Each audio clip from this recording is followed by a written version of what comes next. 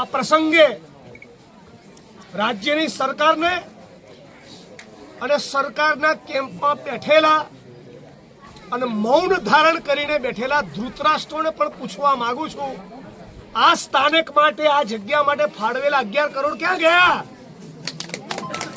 આજે ટુરિઝમ દિવસ પણ છે અને વીર મેઘમાયાનું બલિદાન દિવસ પણ છે, તો ભારતીય જનતા પાર્ટીની સરકારે બીજા તબક્કાનું કામ પૂરું કરવા માટે જે ગ્રાન્ટ, જે બજેટ ફાળવવાની હતી એ ફાળવો, એ તાબડતોબ પૂરી કરો.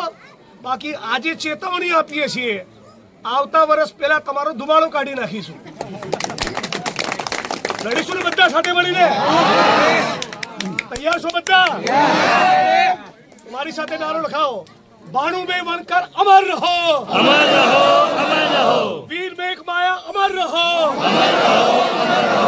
સામાજિક ન્યાયની લડત જિંદાબાદ, જિંદાબાદ, જિંદાબાદ. સમાનતાની લડત જિંદાબાદ, જિંદાબાદ, જિંદાબાદ. અને છેલ્લે આપ સૌ મારા ઘરના પરિવારના લોકો ઉપસ્થિત છો ત્યારે, મારી બહેનો, માતાઓ, વડીલો અને યુવાન મિત્રો બધા બેઠા છો ત્યારે, કોઈ પણ રાજકીય પક્ષનો માણસ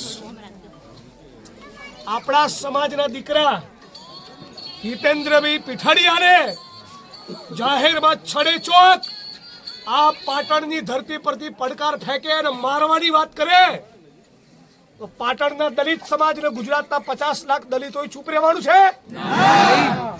એનો જડબા તોડ જવાબ આપીશું. અને હું જે દિવસે આહવાન કરું એ દિવસે બધા મોટી સંખ્યામાં બહાર આવવાનું છે.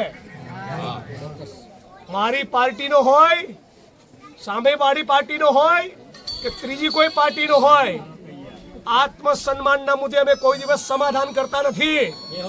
અને કોઈના મનમાં ફાંકો હોય ને તો તમારે આ જેવી 1400 નો ફાંકો કાઢવા જિગ્નેશ મેવાણીનો જન્મ થયો છે, યાદ રાખજો.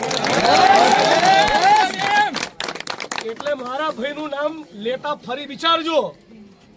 બાકી હું એ જ જિગ્નેશ મેવાણી છું જેણે ભાણુભાઈ વણકરના બલિદાન વખતે આખી રાજ્યની સરકારને દોડતી કરી હતી. તારું તો ચણું નહીં આવે. જય ભીમ.